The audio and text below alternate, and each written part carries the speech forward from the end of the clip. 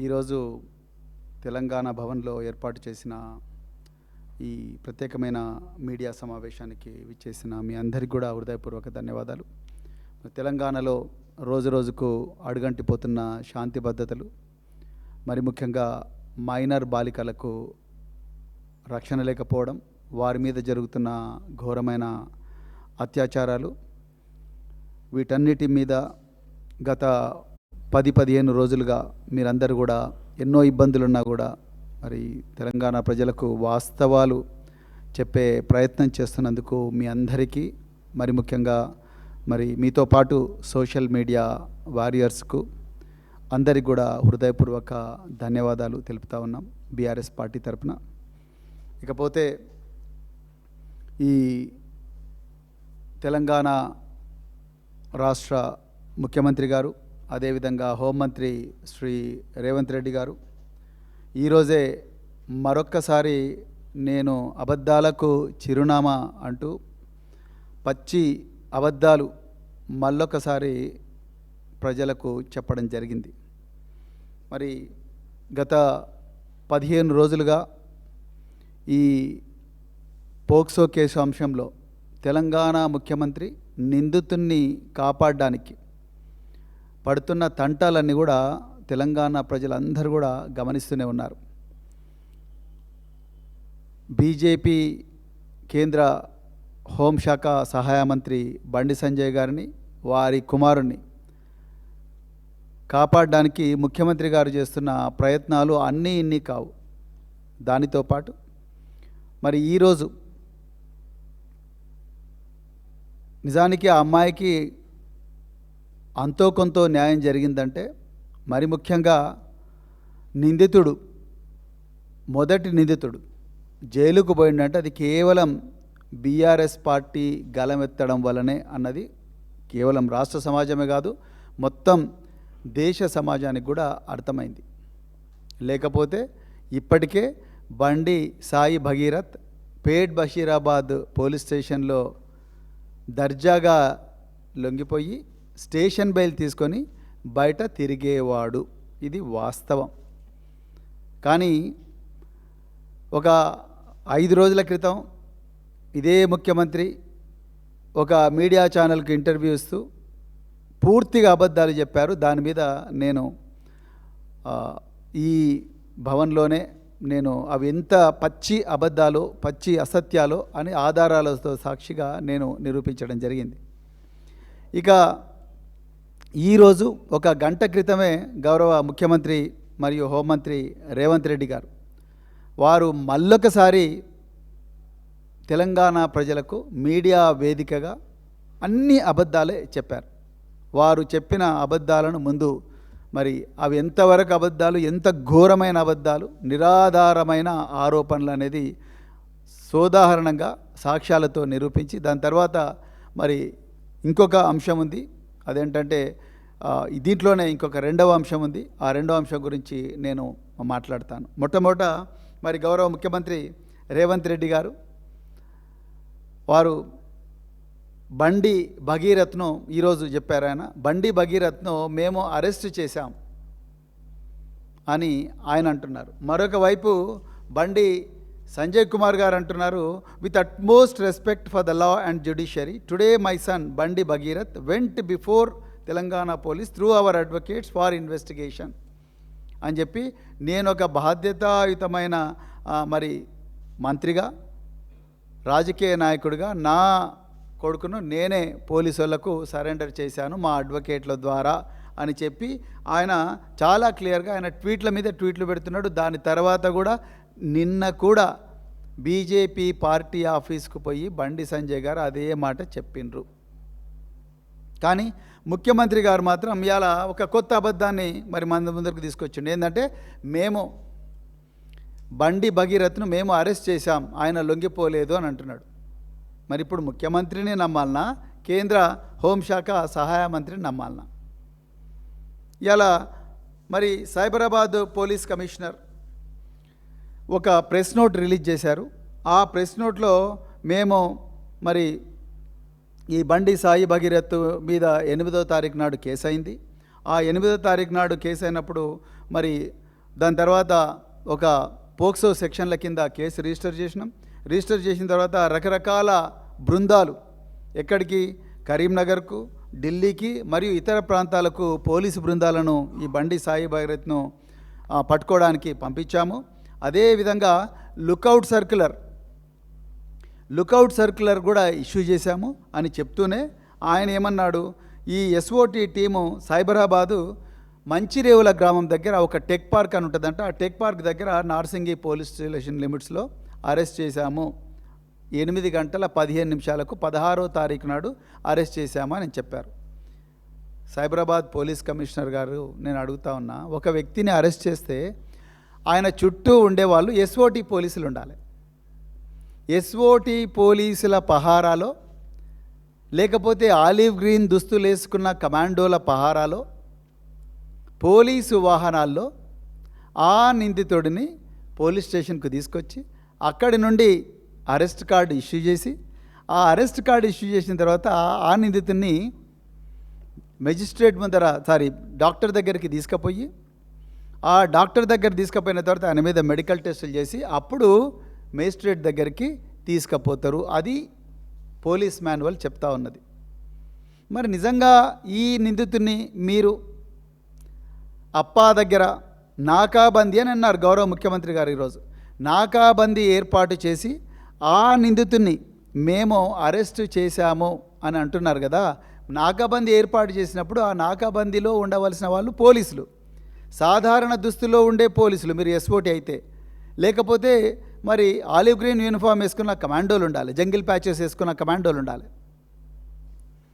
లేకపోతే సాయుధులైన పోలీసులు ఉండాలి, కాకి దుస్తులు వేసుకున్న పోలీసులు ఉండాలి, పోలీసు వాహనాల్లో పోవాలి. మరి ఇది చూడండి, ఇది బండి సాయి భగీరథ్ అరెస్ట్ అయిన రోజు పేట్ బషీరాబాద్ పోలీస్ స్టేషన్ ఎదురుగా ఆయన మాస్క్ పెట్టుకొని 2 అడ్వకేట్ల పహారాలో పేట్ బషీరాబాద్ పోలీస్ స్టేషన్ పోతున్నాడు. మీకు ఎవరికైనా పోలీసు దుస్తులు ఉన్న వ్యక్తులు కానీ, కమాండోలు కానీ, సాయుధులైన పోలీసులు ఎవరైనా కనిపిస్తున్నారా? మొట్టమొదటి అబద్ధం రేవంత్ రెడ్డి గారు. మీ రాజకీయ చరిత్ర అంతా అబద్ధాలు. మీరు ముఖ్యమంత్రి రాకముందు కూడా అబద్ధాలు చెప్పే అధికారంలోకి వచ్చారు. మళ్ళీ ఇప్పుడు కూడా అధికారంలోకి వచ్చి కూడా ప్రతిరోజు కూడా అబద్ధాలు చెప్పండి, మీకు అన్నం కూడా అరుగుతలేదు. ఇది వాస్తవం. ఇగో ఇది అబద్ధం, మొట్టమొదటి అబద్ధం. మీరు నాకాబందీ చేయలేదు. నాకాబందీ చేస్తే ఈయన చుట్టూ ఉండాల్సింది పోలీసులు. బండి సాయి భగీరథ్ పక్కన ఎవరున్నారు? లాయర్లు ఉన్నారు, బీజేపీ లాయర్లు ఉన్నారు. మరి మీ పోలీసులు ఎక్కడున్నారు? ఆయన మాస్క్ పెట్టుకొని కనిపిస్తున్నాడు. మీరు నాకాబందీ చేసినామంటున్నారు. ఒకవైపు ఏమో కేంద్ర హోంశాఖ సహాయ మంత్రి ఆయన ట్వీట్ల మీద ట్వీట్లు చేస్తున్నాడు. నేను నా కొడుకును నేనే అప్పగించిన పోలీసులకు అని చెప్తున్నారు. మీరేమో నాకాబందీ అంటున్నారు. ఎవరి చెవుల పూలు పెడుతున్నారు రేవంత్ రెడ్డి గారు? మీరు మళ్ళా నన్ను, కేటీఆర్ గారిని, మిగతా నాయకులను ఇష్టం వచ్చినట్టు మాట్లాడుతూ ఉన్నారు. కేటీఆర్ గారికి బండి సంజయ్కి ఏదైనా పంచాయతీ ఉంటే వాళ్ళు తేల్చుకోవాలి, కానీ ఇక్కడ అనవసరంగా ఈ మైనర్ బాలిక విషయంలో రాజకీయాలు ఎందుకు అంటారు. ఇక ప్రవీణ్ కుమార్కు ఆయన ఉద్యోగం పైన తహసీల్దార్ అంటున్నారు. అయ్యా, నా ఉద్యోగం పోలేదు రేవంత్ రెడ్డి గారు, నేనే ఉద్యోగం వదులుకున్నా మీలాంటి వాళ్ళ భర్తం పట్టనికే. ప్రజాక్షేత్రంలోకి వచ్చింది మీరు చేస్తున్న దుర్మార్గాలు, మీరు ప్రజల పట్ల వ్యవహరిస్తున్న తీరు, ప్రజల మీద చేస్తున్న అన్ని దౌర్జన్యాలు, ప్రజలకు చేస్తున్న అన్యాయం, మహిళలు, మైనర్ బాలికలతో సహా ఇలాంటి వాళ్ళను మీ నుండి రక్షించనికే ఇవాళ మళ్ళీ మేము పోలీసు అవతారం ఎత్తాల్సిన పరిస్థితి వచ్చింది. లేకపోతే రిటైర్ అయిన తర్వాత ఎవరు కూడా మళ్ళీ పోలీసు ఉద్యోగం జోలికి పోవాలని అనుకోరు రేవంత్ రెడ్డి గారు. ప్రశాంతంగా బతకాలనుకుంటారు. అయిపోయింది ఓ 25 సంవత్సరాలు చేసినా చాలనుకుంటారు.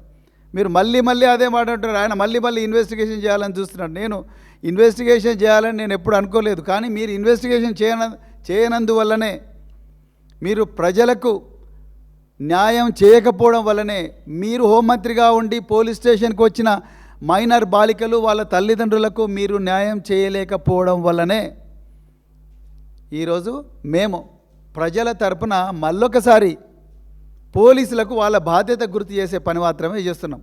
అంతే తప్ప మీలాగా అబద్ధాలు చెప్పే పని మేము చేయము. ఇక రెండవది, రేవంత్ రెడ్డి గారు ఇంకో మాట అన్నారు. అప్పా జంక్షన్లో నాగబంది అన్నారు. మరి నాగబంది అంటే నాగబంది బందోబస్తు స్కీమ్ ప్రజల ముందర పెట్టు కదా, సెటిలైట్ ఇమేజ్లు పెట్టు. మరి ఎన్ని రోజులు నాగబంది చేసిండ్రు మీరు? ఎన్ని రోజులు నాగబంది చేసిండ్రు? నేను కూడా అదే ప్రాంతంలో నివసిస్తా. మరి నాకు ఎప్పుడు కూడా నేను నార్సింగి పోలీస్ స్టేషన్ పరిధిలోనే నివసిస్తా. నాకైతే ఒక్కరోజు కూడా నాగబంది కనిపించలేదు. మరి 16వ తారీఖు నాడు సాయంత్రం మాత్రం మీకు నాగబంది చేసే పరిస్థితి వచ్చింది. మరి బండి భగీరథ్ వచ్చి డైరెక్ట్ మీ వలలోనే పడిపోయాడు. మళ్ళీ పూలు పెడుతున్నారు మీరు తెలంగాణ ప్రజల చెవులలో. ఇక మూడవది, మీరు బాధితురాలి పేరు బయట పెట్టింది బీఆర్ఎస్ పార్టీ వాళ్ళే అంటున్నారు. ఇంతకన్నా ఘోరమైన నీచమైన అబద్ధం ఇంకోటి ఉండదు రేవంత్ రెడ్డి గారు. మీరు ముఖ్యమంత్రి హోదాలో ఉండి ఆ విధంగా మాట్లాడుతున్నారంటే ఇక మీ వ్యక్తిత్వం ఏందో మీరే పరీక్షించుకోండి. ఎవరండి బయటపెట్టింది బాధితురాలి పేరు? ఎవరు బయటపెట్టినరు? బీజేపీ వాళ్ళు బయటపెట్టినరు. అసలు బాధితురాలు పేరు ఏంటి అనేది ఎవరు బయటికి తీసుకొచ్చిండ్రు? కరీంనగర్ 2 టౌన్ పోలీస్ స్టేషన్లో ఈ అమ్మాయికి వ్యతిరేకంగా మీ కింద పనిచేస్తున్న కరీంనగర్ పోలీసులు మే 8వ తారీఖు సాయంత్రం 5:30 గంటలకు వీళ్ళు మాకు ఎఫ్ఐఆర్ చేయండి అని పేట్ బషీరాబాద్కి వస్తే ఉల్టా మీరు కరీంనగర్లో వీళ్ళని భయపెట్టించడానికి ఒక కేసు రిజిస్టర్ చేశారు. అది కూడా ఈ నిందితుడు బండి సాయి భగీరథ్ అక్కడికి పోకుండా ఎవరినో పంపిస్తే కేసు రిజిస్టర్ చేశారు. అందులో ఈ అమ్మాయి పేరు, ఈ అమ్మాయి తల్లి పేరు, ఈ అమ్మాయి తండ్రి పేరు రాసి బీజేపీ వాళ్ళు దీన్ని బయటపెట్టినరు. ఒక్క రోజైనా బీఆర్ఎస్ పార్టీ ఆ అమ్మాయి పేరు తీసిందా? మీ పోలీసు వాళ్ళందరినీ పెట్టండి, మీ సైబర్ సెక్యూరిటీ బ్యూరో వాళ్ళని పెట్టండి. ఈరోజు సోషల్ మీడియా హ్యాండిల్స్లో అన్నీ చూస్తున్నారు కదా మీరు సైబర్ సెక్యూరిటీ బ్యూరో వాళ్ళని పెట్టి చూడండి. బీఆర్ఎస్ వాళ్ళు కానీ, బీఆర్ఎస్ సోషల్ మీడియా హ్యాండిల్స్ కానీ, లేకపోతే బీఆర్ఎస్ తెలంగాణ భవన్లో ఎప్పుడన్నా కూడా మేము పెట్టిన ప్రెస్ కాన్ఫరెన్సుల్లో కానీ, మేము ఇక్కడ వీలుగానప్పుడు చేసిన వీడియోలు కానీ ఎక్కడైనా ఒక్క చోటైనా అమ్మాయి పేరు బయట పెట్టినామా? పెట్టలేదు. మీ సహకారంతో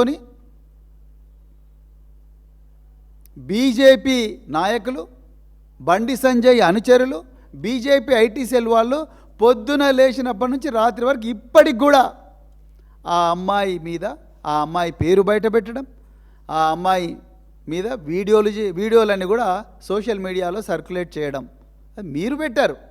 మీ సహకారంతో వీళ్ళు పెట్టినరు, బీజేపీ వాళ్ళు పెట్టినరు. మళ్ళీ మీరు బీఆర్ఎస్ వాళ్ళని అంటున్నారు. నిజంగా ఈ కేసులో తెలంగాణ ప్రజలందరికీ కూడా తెలుసు ఏ పార్టీ ఈ మైనర్ బాలిక వైపు నిలబడ్డది, ఏ 2 పార్టీలు భగీరథ్ వైపు నిలబడ్డవి అనేది తెలంగాణ పిల్లలందరూ కూడా చాలా క్లియర్గా అర్థమైంది.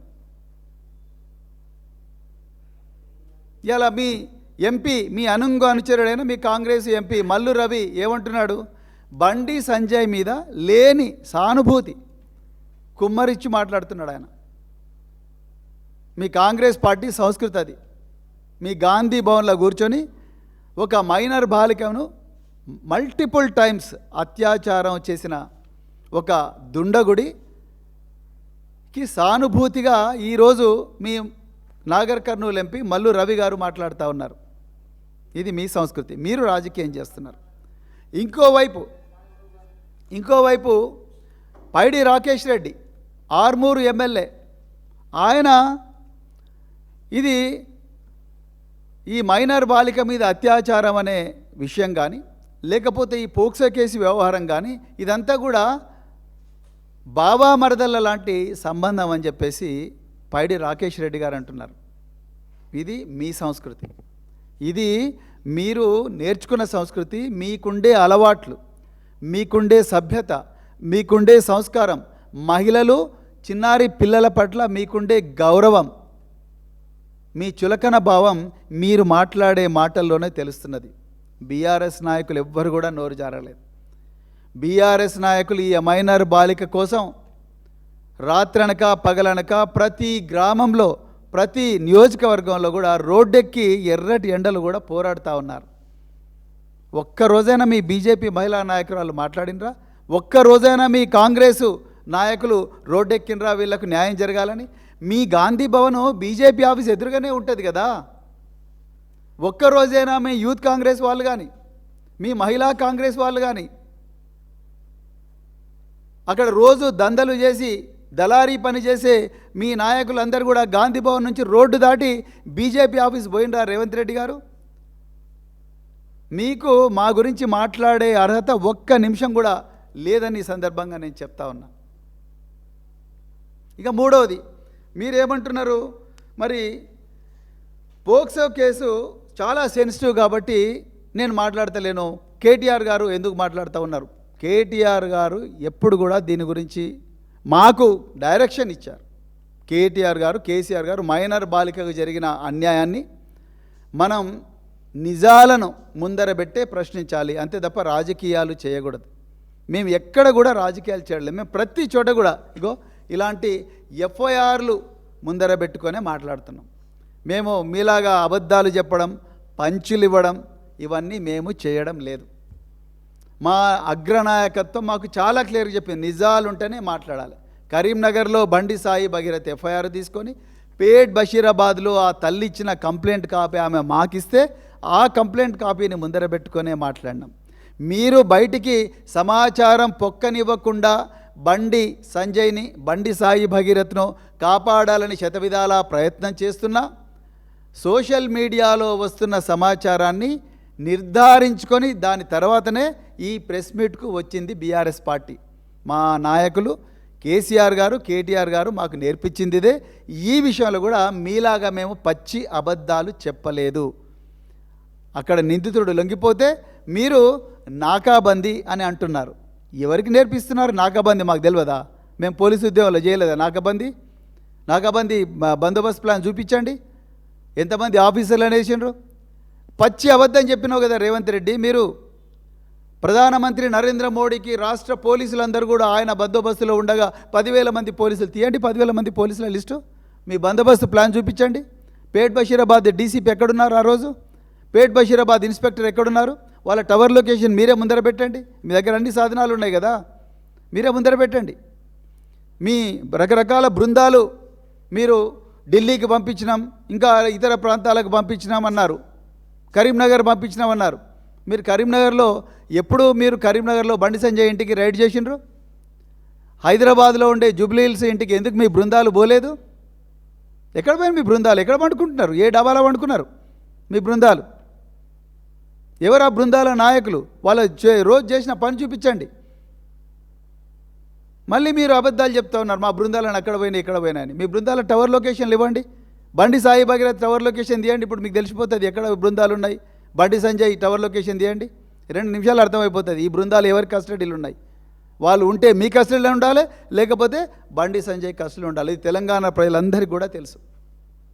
అందుకొరకే మీరు మే 15వ తారీఖు నాడు వేటి న్యూస్ వాళ్ళు పెట్టిన కాంక్లేవ్లో మీరు నిస్సహాయంగా ఒక రాష్ట్ర హోంమంత్రిగా 1,00,000 మంది పోలీసులకు బాస్గా మీరు అడుక్కుంటున్నారు ఒక నిందితుడి తండ్రిని, ఒక సహనిందితుడిని. బండి సంజయ్ ఏ విధంగా సహనిందితుడిది ఇప్పుడు నేను చెప్తా. ఒక సహనిందితుడిని, ఒక నిందితుడి తండ్రిని మీరు నిస్సహాయంగా అడుక్కుంటున్నారు, కాళ్ళ మీద పడి ప్రాధేయపడుతున్నారు. దయచేసి సరెండర్ చెయ్యి, నువ్వే ఇవ్వాలంటావు. మళ్ళీ ఇవ్వాలి నువ్వే నాకాబందీలో దొరికిండు అంటున్నావు, నువ్వే సరెండర్ చేయమంటావు, అడుక్కుంటున్నావు, మళ్ళీ మీరే నాకాబందీలో దొరికిండు అంటున్నారు. ఇవన్నీ ప్రశ్నిస్తేనేమో మళ్ళీ నువ్వు పోలీసు ఉద్యోగం చేస్తావని మళ్ళీ నన్ను అంటున్నావు. మరి ఇన్ని అబద్ధాలు ఎందుకు చెప్పాలి? అదేవిధంగా మరి మీరు ఇక తెలంగాణ ప్రజలకు ఇంకొక మాట కూడా అన్నారు, ఈరోజు ఇంకొక మాట అన్నారు. మరి తెలంగాణలో మైనర్ బాలిక మీద అత్యాచారం జరిగితే ప్రతిపక్ష నేత కేసీఆర్ గారు మాట్లాడారా అని అడిగారు మీరు. అయ్యా రేవంత్ రెడ్డి గారు, నేను ఒక్కటే మాట చెప్తా. మేము పార్టీలో ఒక జనరల్ సెక్రటరీ స్థాయిలో ఇన్ని నిజాలు తీసుకొచ్చి, కేసీఆర్ గారి ఆదేశాల మేరకు ఇన్ని నిజాలు తీసుకొచ్చి ప్రజల ముందర పెడితేనే నువ్వు మతి భ్రమించి మాట్లాడుతూ ఉన్నావు. ఇక కేసీఆర్ గారు దీని మీద మాట్లాడడం మొదలుపెట్టినంటే నీ మైండ్ బ్లాక్ అయిపోతుంది. ఇక మీరు ముఖ్యమంత్రి కార్యాలయానికి రాలేరు, ఇక ప్రజలు పూర్తిగా ఏవయించుకుంటారు. మొత్తం కూడా కథమైపోతారు. మాకే నువ్వు మేము మాట్లాడే మాటలకే తట్టుకోలేకపోతున్నావు, మేము ముందర పెట్టే నిజాలకే మీరు తట్టుకోలేకపోతున్నారు. ఇక కేసీఆర్ గారు దీని గురించి మాట్లాడితే మీకు కథమైపోతారు.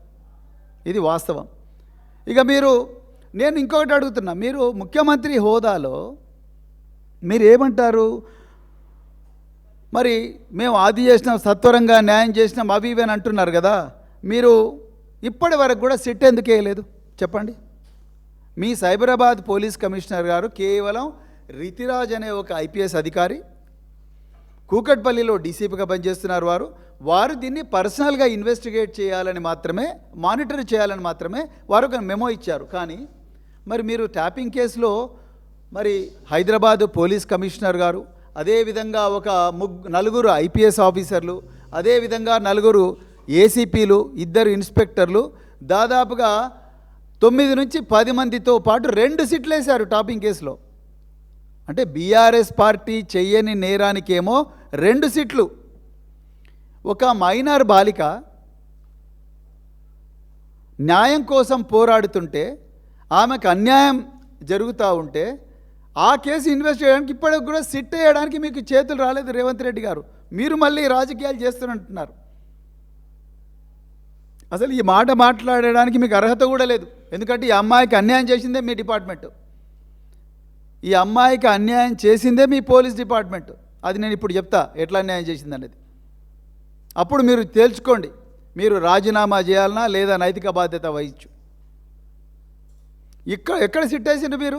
సిట్లో కనీసం ఒక technical officer, cyber crime specialist, అదేవిధంగా ఒక పబ్లిక్ ప్రాసిక్యూటర్, వీళ్ళందరూ ఉండాలి కదా. ఇది దేశాన్నే అతలాకుతలం చేస్తున్న కేసు.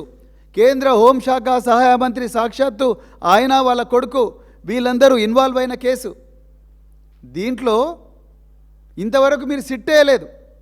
మీరు వచ్చి పత్రికల ముందర ఈరోజు కేటీఆర్ మీద లేకపోతే కేసీఆర్ గారి మీద, వీళ్ళందరి మీద మీరు మాట్లాడుతూ ఉన్నారు. ఏ అర్హత ఉన్నది మీకు? మీరే న్యాయం చేయనప్పుడు. ఇకపోతే మరి ఈరోజు ఇంకొక విషయం నేను తెలంగాణ ప్రజల దృష్టికి తీసుకురావాలని అనుకుంటా ఉన్నా. ఇప్పటి వరకు బండి సాయి భగీరథ్ మే 16వ తారీఖు నాడు అరెస్ట్ అయ్యారు. మరి ఆయన ఈరోజు 21వ తారీఖు. ఇంతవరకు మరి బండి సాయి భగీరథ్ గారిని మరి ఆయనను చెర్లపల్లి జైలు నుంచి పోలీసు కస్టడీకి సైబరాబాద్ పోలీసులు కోరలేదు. నిజానికి ఎప్పుడైనా కూడా ఈ సాక్ష్యాలన్నీ కూడా ఫ్రెష్గా ఉన్నప్పుడే జనరల్గా పోలీస్ కస్టడీకి తీసుకుంటారు. ఇంకా టైం ఉంది పోలీస్ కస్టడీకి, ఎందుకంటే 15 రోజుల లోపల ఎప్పుడైనా తీసుకోవచ్చు. 60 రోజుల లోపల ఎప్పుడైనా పోలీస్ కస్టడీకి తీసుకోవచ్చు. కానీ 15 రోజుల కన్నా ఎక్కువగా పోలీస్ కస్టడీకి ఇవ్వరు, ఏ న్యాయ వ్యవస్థ కూడా ఇవ్వదు.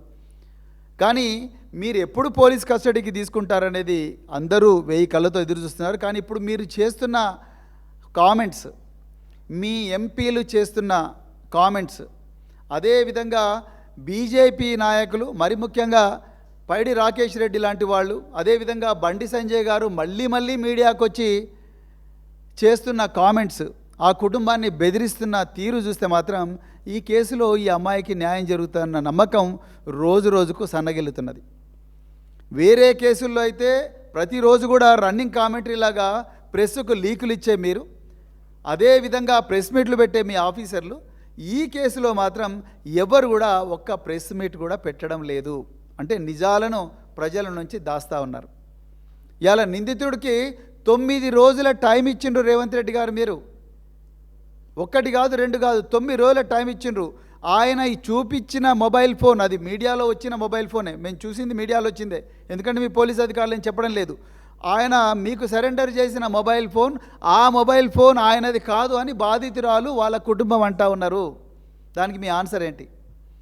దాంట్లో సిమ్ కార్డు లేదు అని ఇంకొక న్యూస్ వచ్చింది, దానికి మీ ఆన్సర్ ఏంటి? మీరు ఏం చెప్తారు దానికి?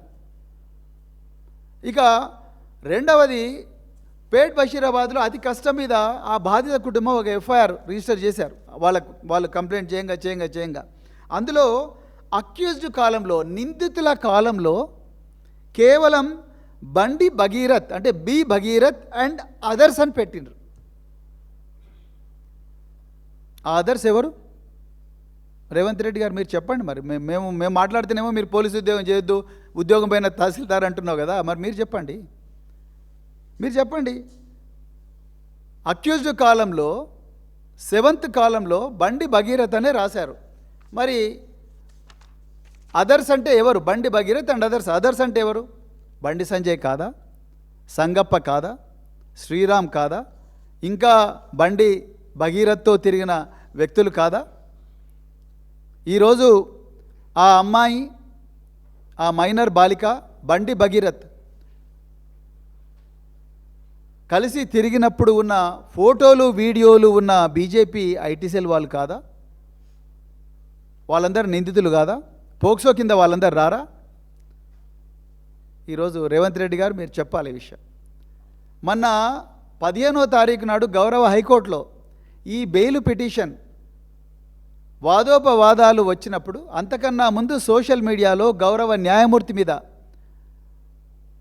ఒక వ్యక్తి ఆ న్యాయమూర్తి గారి భర్త మీద కామెంట్ చేస్తే ఆగ మేఘాల మీద మీరు ఒక కేసు రిజిస్టర్ చేసి నెల్లూరు నుంచి ఒక వ్యక్తిని అరెస్ట్ చేసి తీసుకొచ్చిండ్రు. ఆయన పేరు దామోదర్ అనుకుంటా. ఆయన అరెస్ట్ చేసి తీసుకొచ్చిండ్రు. మరి అంతే వేగం, అంతే శ్రద్ధ, మరి దాదాపుగా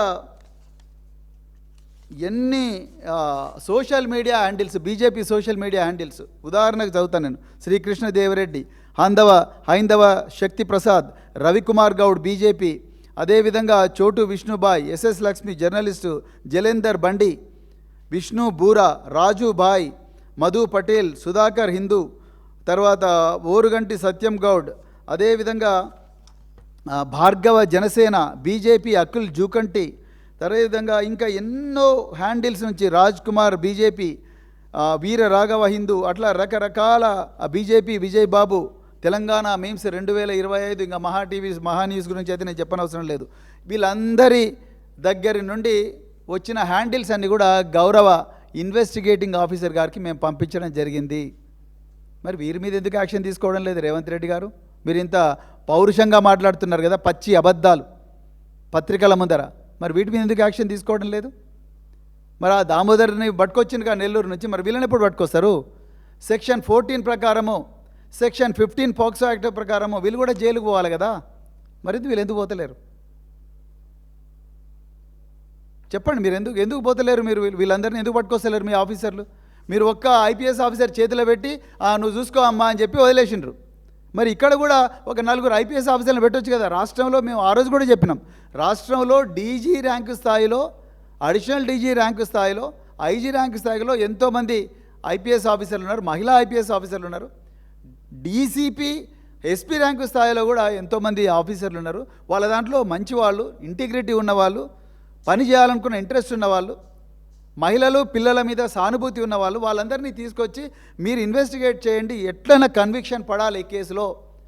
అట్లనే సైబర్ క్రైమ్ నుంచి ఒక 2-3 ఆఫీసర్లు, ప్రాసిక్యూషన్ నుంచి 2-3 ఆఫీసర్లు పెట్టి మీ డీజీపీ గారో లేకపోతే మీరే ఒక జీవో ఇవ్వచ్చు కదా, ఈ ట్యాపింగ్ కేసులో ఇచ్చినట్టుగా. ఎందుకు ఇవ్వలేదు? మీకు ఇష్టం లేదు, మీకు ఆది నుంచి ఇష్టం లేదు. అందుకొరకే మీరు రాజకీయం చేస్తున్నారు. బీఆర్ఎస్ పార్టీ రాజకీయం చేయడం లేదు. బీఆర్ఎస్ పార్టీ మీలాంటి రాజకీయ నాయకుల నుండి మైనర్ బాలికలను, మహిళలను రక్షించే పోరాటం చేస్తూ ఉన్నది. ఇక ఎఫ్ఐఆర్లో మీరు బండి భగీరథ్ అన్నారు, బాగుంది. తర్వాత అదర్స్లో బండి సంజయ్ పేరు ఎందుకు పెట్టడం లేదు? మరి ఆ మహిళ, ఆ మైనర్ బాలిక తల్లి చాలా క్లియర్గా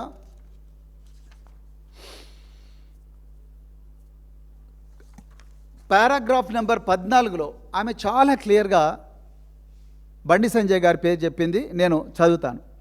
further, on 22nd April 2026, one Sangappa, claiming to be associated with influential persons, visited our residence and facilitated a meeting with Shri Bandi Sanjay Kumar on 23rd April 2026. During this interaction, in the guise of counseling to my daughter and his son as a way forward, we were subjected to indirect pressure to compromise and were advised to sign documents in Nirmal police station The statements made during the meeting caused serious fear, intimidation, and apprehension, particularly considering the minor status of my daughter. ఎంత దుర్మార్గం.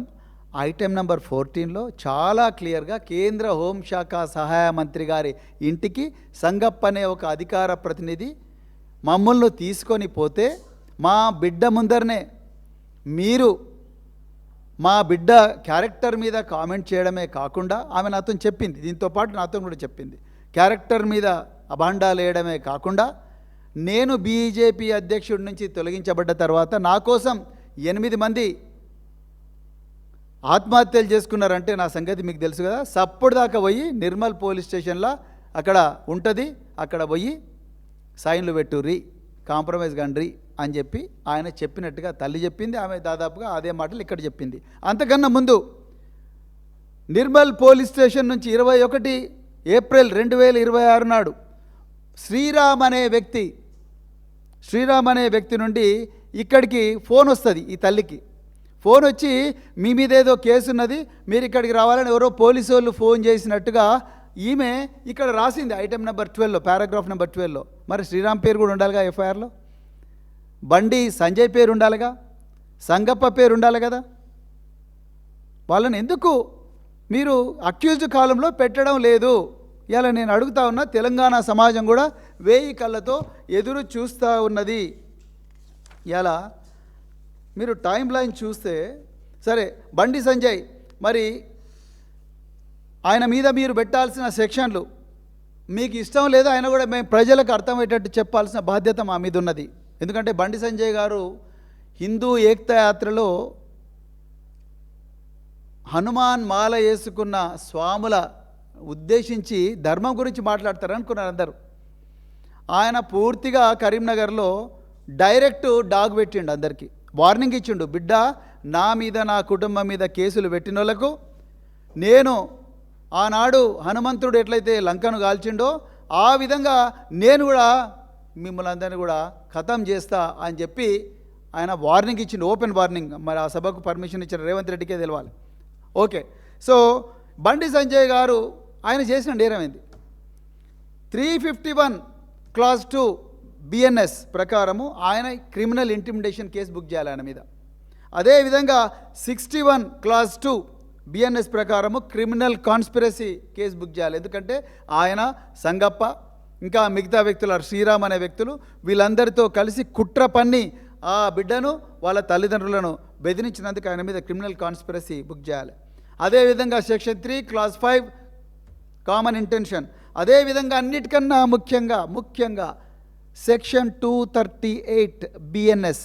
ఎందుకోసం అంటే POCSO కేసులో 20 సంవత్సరాల శిక్ష పడబోతున్న నేరం రుజువైతే 20 సంవత్సరాల శిక్ష పడబోతున్న ఒక నిందితుడు అతన్ని 9 రోజులుగా కాపాడినట్లుగా అనుమానం ఉన్నది. కాబట్టి ఆయనే చెప్తున్నాడు, బండి సంజయ్ చెప్తున్నాడు, నాకు బెయిల్ కోసం వస్తుందని అనుకున్నా, కానీ బెయిల్ రాలేదు, మా లీగల్ టీము వద్దంటున్నా, ఇంకా మళ్ళీ బెయిల్ వచ్చే అవకాశం ఉంది, వద్దంటున్నా, ఇక నేనే సరెండర్ చేస్తున్నా నా కొడుకునని ఆయన్నే అంటున్నాడు. కాబట్టి బండి సంజయ్ గారే ఒప్పుకుంటున్నారు, ఈ నిందితుడు ఎక్కడ ఉన్నాడో నాకు తెలుసు కాబట్టి నేను ఆయనను పోలీసుల ముందర నేను సరెండర్ చేసినా అంటున్నాడు. మరి ఆయనకు సరెండర్ చేసినా అంటే ఆయనకు అవగాహన ఉన్నట్టే కదా కొడుకు ఎక్కడున్నాడో. మరి ఒక తీవ్రమైన నేరంలో ఆరోపణలు ఎదుర్కొంటున్న ఒక నిందితుడు రకరకాల పోలీసు బృందాలు ఢిల్లీలో, కరీంనగర్లో, ఇంకా ఎక్కడెక్కడో, మంచిరేవులలో, కొంతసేపు రేవంత్ రెడ్డి మాటలు నమ్ముదాం ఒక్క నిమిషం, మంచిరేవులలో టెక్నో పార్క్ దగ్గర రాత్రింబవళ్ళు పహారా కాసి నహకాబందీలు నిర్వహిస్తున్న పోలీసులు నిర్వహిస్తుంటే కేంద్ర హోంశాఖ సహాయ మంత్రి, లక్షలాది సాయుధ దళాలకు బాసైన సహాయ మంత్రి ఒక్క నిందితుడిని చట్టం నుంచి దాచిపెడితే అది నేరం కాదా? పక్కా నేరం అంటుంది చట్టం. ఈ చట్టం నేను తీసుకురాలే, బీజేపీ వాళ్ళు తీసుకొచ్చారు. బిఎన్ఎస్, భారతీయ న్యాయ సంహిత అనే చట్టం తీసుకొచ్చింది బీజేపీ వాళ్ళు.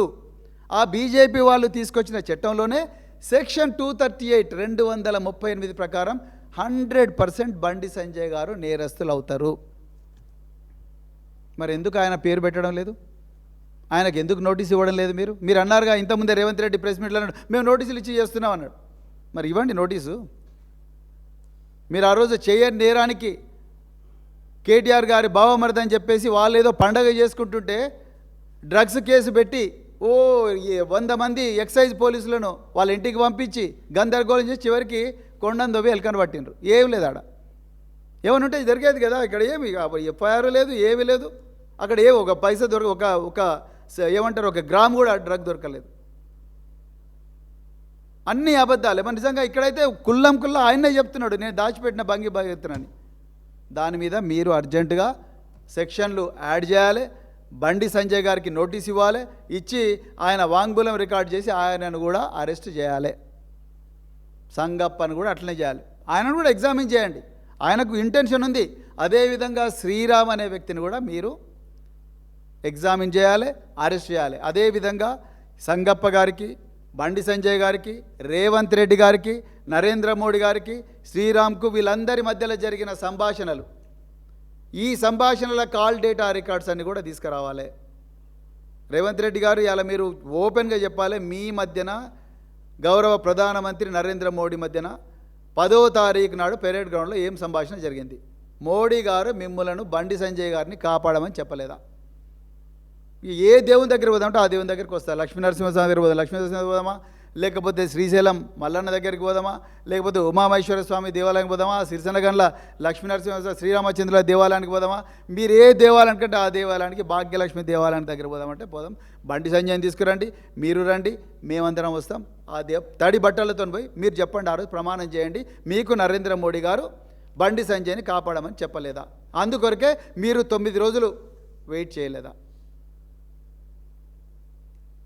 మీరు ఓపెన్గా బండి సంజయ్కి ఒక సిగ్నల్ ఇచ్చిండ్రు. అది వే టు న్యూస్ కాంక్లేవ్లో ఏమని, నువ్వు సరెండర్ చేయి, వేరే మార్గం లేదంటే మరుసటి రోజే నాకాబందీ ఎస్ఎస్ రాజమౌళి కన్నా గొప్ప బాహుబలి టైప్ ఆఫ్ డ్రామా ఒకటి మంచిరేవుల పోలీస్ స్టేషన్ దగ్గర,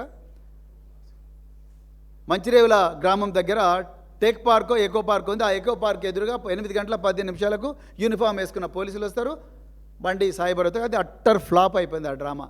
ఎందుకంటే ఇగో బండి సాయి భగీరథ్ మిమ్మల్ని అందరినీ కాదని నేనే మీకన్నా గొప్ప యాక్టర్ను నేనే బాబు అని చెప్పి వాళ్ళ 2 అడ్వకేట్లను తీసుకొని రాజులాగా నడుచుకుంటూ పోయిండు పేట్ బషీరాబాద్ పోలీస్ స్టేషన్కు. మళ్ళీ ముఖ్యమంత్రి సిగ్గు లేకుండా ఇవాళ మీడియా ముందర చెప్తా ఉన్నారు. ఇది తెలంగాణ ప్రజలారా ఒకసారి గమనించండి. బండి సంజయ్ గారు తప్పకుండా చట్టం ముందర లొంగిపోవాల్సిందే, పోలీసుల ముందర లొంగిపోవాల్సిందే. ఈ పేట్ బషీరాబాద్ ఎఫ్ఐఆర్లో అక్యూజ్డ్ కాలంలో వారి పేరు కూడా తీసుకురావాల్సిందే. అదేవిధంగా బండి సంజయ్ గారి ఇంటి ముందర ఉండే సీసీటీవీ కెమెరాలు, దాంట్లో ఉండే ఫూటేజెస్ అంతా కూడా అర్జెంటుగా తీసుకోవాల్సిందే. ఆనాడు బండి సంజయ్ గారి ఇంటి దగ్గర ఉండే ఏవైతే 22, 23 ఏప్రిల్ నాడు ఉండే కాల్ డేటా రికార్డ్స్ అన్ని కూడా భద్రంగా ప్రిజర్వ్ చేయాల్సిందే. వేరే మార్గం లేదు. ఇవన్నీ మీరు చేయడం లేదంటే మాత్రం తప్పకుండా మీరు ఈ కేసును నీరుగార్చే ప్రయత్నమే చేస్తున్నారు. ఇది ముమ్మాటికి వాస్తవం. అదేవిధంగా ఈ సోషల్ మీడియాలో మరి దాదాపుగా 100 మంది ఈ అమ్మాయికి సంబంధించి చాలా అత్యంత నీచమైన అశ్లీలమైన కామెంట్స్ పెట్టిండ్రు. ఆమె ఫోటోలు, ఆమె వీడియోలన్నీ కూడా చేసినారు. వాళ్ళందరినీ ఏ విధంగా అయితే గౌరవ న్యాయమూర్తి మీద అభ్యంతరకర పోస్టు పెట్టిన దుర్మార్గుని ఏ విధంగా అయితే తీసుకొచ్చిండ్రో అదేవిధంగా వీళ్ళందరినీ కూడా తీసుకురావాలి. వీటి కోసం మేము పోరాటం చేస్తాం. వీళ్ళందరి మీద యాక్షన్ తీసుకునేదాకా బీఆర్ఎస్ పార్టీ పోరాటం చేస్తుంది. చివరిగా నేను మళ్ళొకసారి చెప్తా ఉన్నా, ఈ కేసులో మొదటి నుంచి కూడా బాలిక పక్షాన నిలబడ్డది బీఆర్ఎస్ పార్టీ. కేసీఆర్ గారు, కేటీఆర్ గారు, మా నాయకత్వం అంతా కూడా బాలిక పక్షాన నిలబడ్డది. బాలికకు న్యాయం జరగాలని తెలంగాణ రాష్ట్రం అంతా కూడా రోడ్ల మీదకి వచ్చింది. బీఆర్ఎస్ పార్టీ ఆ విధంగా ప్రజలను ముందుకు నడిపించింది. బాలికను అఘాయిత్యం చేసిన భగీరథ్ను కాపాడాలని అహోరాత్రులు కష్టపడ్డది రేవంత్ రెడ్డి. బండి సంజయ్, బీజేపీ నాయకులు, రామచంద్రరావు ఏం మాట్లాడుతున్నారు? రామచంద్రరావు గారు, మీరు లాయరా? మీరు అడ్వకేటా?